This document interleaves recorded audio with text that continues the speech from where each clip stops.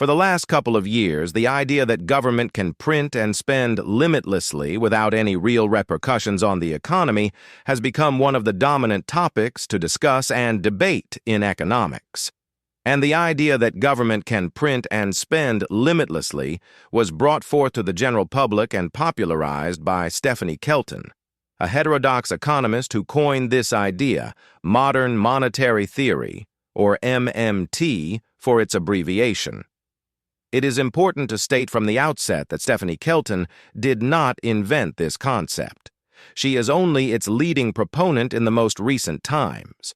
Modern monetary theory, MMT, is a heterodox school of macroeconomic thought that challenges traditional economic thinking. MMT proponents argue that governments with their own fiat currencies not backed by physical commodities like gold, can spend as much as they need to as long as they can issue more currency. This is because, in MMT's view, governments are not constrained by tax revenue or borrowing in the same way that households and businesses are. The origins of modern monetary theory.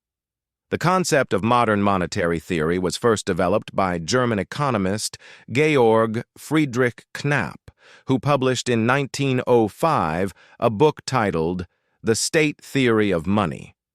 The book is considered to have founded the Chartalist School of monetary theory, or Chartalism. The state theory of money argues that money is a creature of law and not connected to metals by some intrinsic value. It also states that banknotes are not automatically state money, but become so when the state announces it will receive them in payments. In other words, money derives its value not from any intrinsic qualities like gold or silver, but from its legal status as the accepted medium of exchange within a sovereign state. In the book, Knapp argued that all money, whether of metal or paper, is only a special case of the means of payment in general. He explained that the means of payment have evolved throughout legal history, beginning from simple forms and proceeding to the more complex. He contended that money only becomes an exchanged commodity when the state has recognized by law that all goods should be exchanged against definite quantities of a given commodity. Knapp argued that the state, through its power to levy taxes and impose obligations, creates this legal status, making money a creature of law, and its value is determined by the supply and demand within the state's jurisdiction, not by the metal content or any external factor. Thus, the state, by managing the money supply through spending and taxation, can indirectly influence its value. Chartalism classifies paper money as fiat currency, meaning that its value is not backed by any commodity or anything tangible, but by political will. Chartalism stipulates that what gives value to fiat currency is the government's guarantee of its acceptance for tax payments and settlement of debts. Thus, Chartalism emphasizes the sovereign's exclusive right to issue paper money within its jurisdiction. This creates a monopoly on the money supply, granting the state significant control over economic activity through money creation and destruction. Unlike systems reliant on precious metals like gold, Chartalism grants the state considerable flexibility in managing the money supply. This opens up possibilities for various fiscal and monetary policy interventions aimed at achieving economic goals like full employment or price stability. This is because Chartalism's perspective on paper money aligns with historical developments. The emergence of paper money coincided with the rise of powerful nation-states, which asserted their authority by issuing currencies not dependent on external commodities. 2. The mechanisms of modern monetary theory. Modern monetary theory stands on three major premises. 1. That governments with fiat currencies have a monopoly on the creation of money. They can create new money electronically by crediting the accounts of banks or other recipients. 2. That for a government jobs guarantee program, which would offer employment to anyone who wants to work at a wage set at the cost of living. This would help to ensure full employment and would also provide a source of demand for goods and services. 3. That the primary goal of fiscal policy should be to achieve full employment and price stability, rather than to balance the budget. Governments should spend whatever is necessary to achieve these goals, and they should tax to control inflation. On central banking, MMT advocates believe that central banks play a vital role in the monetary system of society. They emphasize that central banks are the monopoly issuers of fiat currency in their domain. This means they can essentially create new money electronically without any real constraint, as long as the currency remains a widely accepted medium of exchange. This is because MMT advocates do not see the central bank as a separate and independent financial institution dissociated from government. To them, the central bank is nothing more than the treasury of the government, the institution that supplies government the money it needs to fund its expenses. Contrary to popular belief, MMT argues that governments don't need to tax first to spend. They can finance their expenditures directly by issuing new money through the central bank as long as inflation remains under control. Taxes then play a different role, primarily affecting aggregate demand and resource allocation. According to Stephanie Kelton and her acolytes, interest rates are less effective than fiscal policy. They view manipulating interest rates as a blunt tool for managing the economy. While it can impact borrowing costs and short-term activity, they believe that it might not effectively address longer-term goals like full employment or income inequality. Their rejection of interest rates as a tool of monetary policy is based on their assumption that the natural rate of interest is indeterminate. Mainstream economics proposes a natural rate that balances supply and demand in the loanable funds market. MMT challenges this, arguing that it is difficult to pinpoint and can be influenced by various factors, including expectations and confidence. MMT advocates argue that central banks primarily set the floor, not the ceiling. They see central banks' ability to set interest rates as a way to establish a minimum floor for borrowing costs. It emphasizes that private and public spending decisions ultimately determine the ceiling or actual market interest rates. On inflation, MMT advocates stipulate government spending alone does not necessarily cause inflation, especially if resources are available to meet the increased demand. They see inflation as an asset to economic growth in the short term.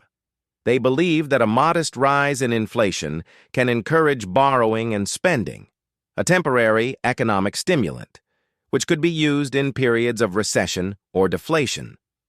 For MMT advocates, inflation can be an asset to economic growth because it erodes the value of debt as well as it reduces the burden on borrowers.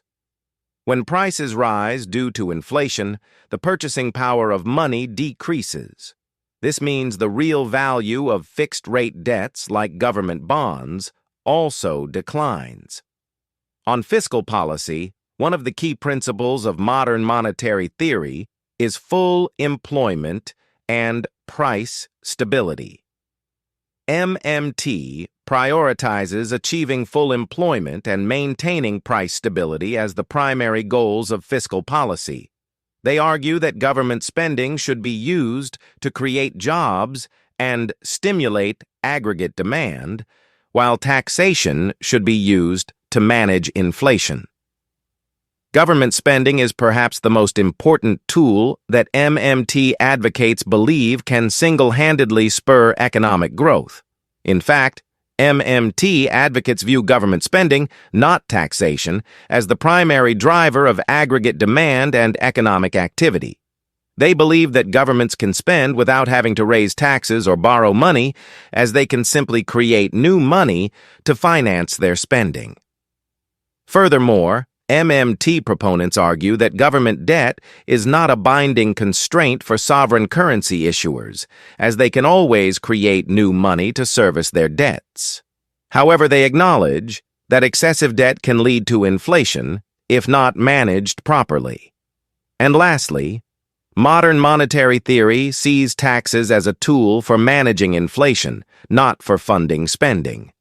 Indeed, they view taxes as a tool for managing inflation and reducing inequality, not as a primary source of funding for government spending. Since government has absolute control over money, MMT advocates believe that government can run endless deficits to run the economy. 3. The impracticality of modern monetary theory. In 2020, Stephanie Kelton published a book entitled The Deficit Myth: Modern Monetary Theory and the Birth of the People's Economy. In the book, she argued that many myths have shaped how people view deficits. She claimed that deficits can actually strengthen economies and lead to faster economic growth. In short, according to Kelton, the deficit does not matter because government can print as much money as it wants to fuel government spending, and government spending is what stimulates economic growth. The premise of this book is nonsensical because deficits increase the national debt, and the increase of the national debt leads to inflation. Inflation is known to depreciate consumers' purchasing power and depreciates the value of currency. More importantly, inflation is known to generate an uneven distribution of wealth known as the Cantillon effect. Kelton's book presents MMT as an economic theory that would benefit the masses as wealth would be distributed more equally. As we argued in Chapter 4, however, the Cantillon effect is a monetary phenomenon engineered by central banks since they have control over the money supply. The Cantillon effect makes the wealthy wealthier and lower social classes poorer, which exacerbates wealth inequality. It is essential to reiterate that a large national debt often signifies increased government borrowing. When governments borrow heavily, they need to attract lenders by offering higher interest rates on their bonds. These higher interest rates can eventually trickle down to businesses and consumers in the form of higher loan rates for mortgages, car loans, etc. This increase in borrowing costs leads to reduced spending and slower economic growth, potentially contributing to stagflation, high inflation, stagnant growth. To finance ongoing expenditures or manage debt, governments might resort to printing more money. This money supply increase can lead to currency devaluation, making goods and services more expensive and contributing to inflation. Stephanie Kelton completely ignored that inflation is what increases the cost of living. Indeed, while your nominal income might increase nominally to adjust for inflation, your real income, which is your purchasing power adjusted for inflation, actually decreases. The value of people's savings in the bank gets eroded by inflation if the interest rate earned is lower than the inflation rate. This translates to people's purchasing power decreasing over time. This does not help the average consumer to be better off economically if modern monetary theory is supposed to be the people's economy. Modern monetary theory has a communistic approach to wealth distribution. In the book, Kelton advocated for the government to arbitrarily tax the rich, as she claims that the rich have more than their fair share. Piketty made the same arguments in Capital in the 21st Century and Capital and Ideology. For MMT to be implemented, a very strong, almighty, and omnipotent government must be set in place where it would control all aspects of economic life. In other words, MMT is economic totalitarianism.